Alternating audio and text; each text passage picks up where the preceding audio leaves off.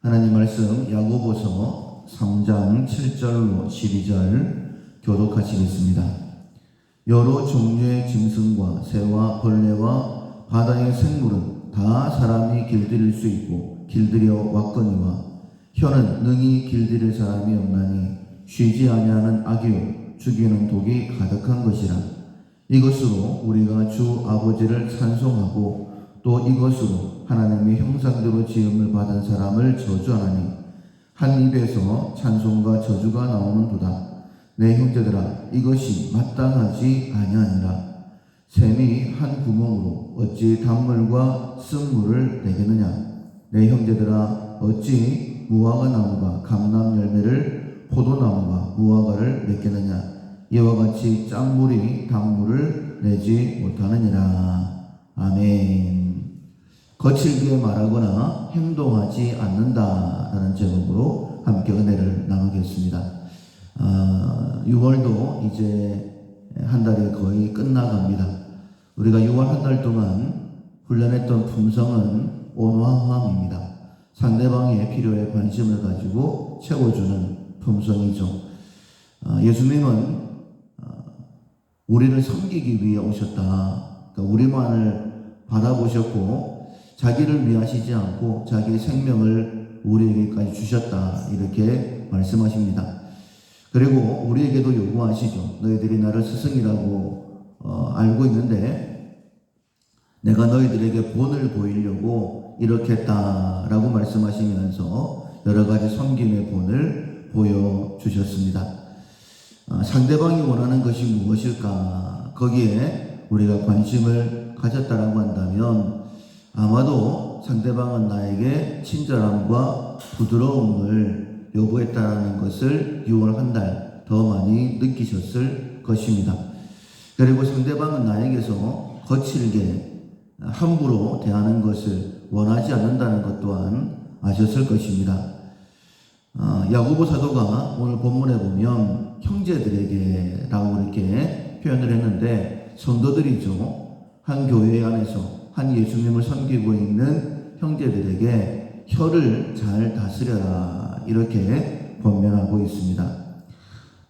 말에 실수가 없으면 온전하다라고 이렇게 말씀하신 것처럼 우리는 말에 실수가 참 많은 사람들입니다. 8절에 보면 혀는 능히 길들일 사람이 없나니 쉬지 아니하는 악이요 죽이는 독이 가득한 것이다 라고 이렇게 야고보 사도가 말씀하신 것처럼 쉬지 아니하고 악을 행하는 것, 쉬지 아니하고 독설을 퍼붓는 것, 그것이 우리의 지난 본능의 삶이었다라고 그렇게 볼 수도 있을 것입니다. 예수님을 믿는 한 공동체입니다. 한 공동체, 교회 안에서도 이런 일들이 벌어지는 것이죠. 그렇게 말하면 안 되는데 당연히 말에 실수가 없어야 되고 예수님을 믿기 때문에 말로도 다른 사람을 섬길 수 있어야 되는데 그렇지 못한 모습이 당시 초대교회 가운데도 많이 있었다라고 말하면서 자세히 설명을 하고 있죠.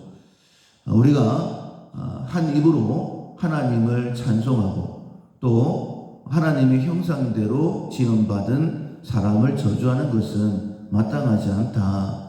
어떻게 한 입으로 축복과 저주를 할 수 있겠느냐라고 하면서 예를 들어서 설명을 하기를 한 구멍에서 쓴물과 단물이 나올 수 없는 것 아니냐. 그리고 한 나무에서 저거 다른 열매를 맺을 수 없는 것처럼 우리는 하나님을 찬송한다라고 한다면 하나님의 형상대로 지음받은 사람을 저주해서는 안 된다. 함부로 얘기해서는 안 된다. 이렇게 분명히 말씀하고 있는 거예요. 우리는 지금 연약한 육체를 가지고 있습니다. 때로는 내가 원하지 아니하는 그런 악한 모습이 나를 통해서 나타날 수도 있습니다. 그러나 결코 그런 것은 마땅하지 않다. 절대 그러면 안 된다라는 생각은 반드시 가져야 됩니다. 그런데 우리는 다른 사람에게 거칠게 함부로 얘기하는 것 당연하다라고 생각할 때가 많이 있는 거예요. 상대방이 이렇게 잘못했으니까 또 책망을 해야 되고 바른 길로 인도해야 되니까 이렇게 해야 돼 라고 생각을 하고 함부로 얘기할 때, 그리고 그렇게 얘기함으로 인하여서 상대방이 힘들어지고 공동체가 깨어지고 자기 자신에게 큰 문제가 생겼음에도 불구하고 돌이키지 않는 경우들이 참 많이 있습니다. 우리가 지난 시간 함께 말씀을 나눴던 것처럼 거칠게 말하고 함부로 말함으로 인해서 첫 번째로는 자기 자신에게 화가 있었죠. 나발이 다윗에게 함부로 얘기함으로 인하여서 하나님께서 그의 생명을 거둬가 버리시지 않았습니까? 부자였습니다. 그리고 많은 양떼를 쳤고, 그리고 양털을 깎는, 개인적으로 보면 굉장히 좋은 날이었죠. 그런데 그날 있었던 일로 인하여서 나발은 죽게 되어지는 것입니다. 뿐만 아니라 내가 함부로 거칠게 말함으로 인하여서 하나님께서 세우신 공동체가 갈라질 때도 있었죠. 르호보암 왕이 백성들이 자기들 찾아와서 힘들다, 어렵다, 조금만 짐을 가볍게 해달라고 요청을 했을 때에 거칠게 얘기합니다. 함부로 얘기를 했어요. 그들의 형편을 돌아봐 주지 않았습니다. 그로 인하여서 남유다와 북이스라엘이 나누어지는, 하나님의 공동체가 나누어지는 엄청난 일이 일어났습니다. 지금 현재 교회들도 마찬가지죠. 정말 말의 실수가 없었다라고 한다면 우리 모두가 다 하나님을 사랑하는 사람들입니다. 근본적으로 우리의 마음에는 교회를 위하는 마음들이 있어요. 그러나 내가 함부로 거칠게 이야기함으로 인하여서 마음에 상처가 생기고, 이 상처로 인하여 점점 금이 생기고 갈라지면서 급기야는 교회가 분열되어지는 그런 모습들을 많이 보게 되는 것이죠. 분명히 그럴 만한 이유는 있었을 것입니다. 가정도 마찬가지입니다. 우리가 보통 성격 차이로 헤어진다라고 이렇게 이야기를 하는데 그 시발점이 어디일까 생각을 해보면 반드시 말부터 시작하는 것을 볼 수 있습니다.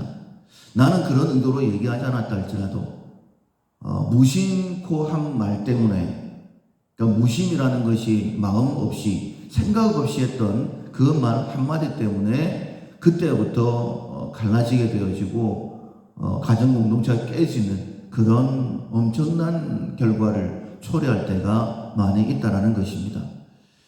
하나님께서는 이 모든 것을 회복시키시기 위해 예수님을 이 땅에 보내셨고, 그리고 예수님은 십자가 위에서 그것을 다 이루셨다라고 말씀하셨죠. 하나님과 우리는 다시 화목된 자가 되었습니다. 그리고 우리에게 화목해 하는 직책을 주셨다라고 말씀하셨습니다. 깨짐이 거칠게 말하는, 함부로 말하는 것으로부터 시작이 됐다라고 한다면 화목의 시작 역시 말로부터 시작된다라고 생각하시면 됩니다. 내 가정이 또 우리 교회가 더 온전한 공동체, 정말 하나님께서 기뻐하시는 공동체가 되려고 하면 말로부터 시작하면 되는 것이구나. 내가 지금부터라도 생각을 하고 거칠게 함부로 행동하지 않겠다, 말하지 않겠다라고 하나님의 도우심을 구하면 분명히 우리를 통하여서 가정은 세워지게 될 것입니다.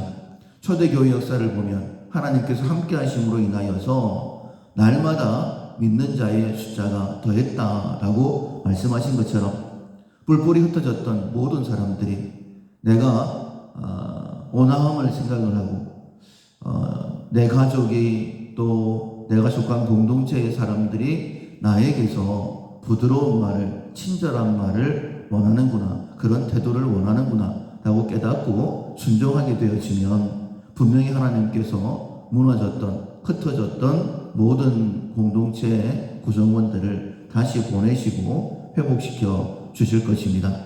말로부터 시작이 된다라는 것을 기억하시고, 특별히 오늘까지는 거칠게 말하거나 행동하지 않는다라는 실천사항입니다.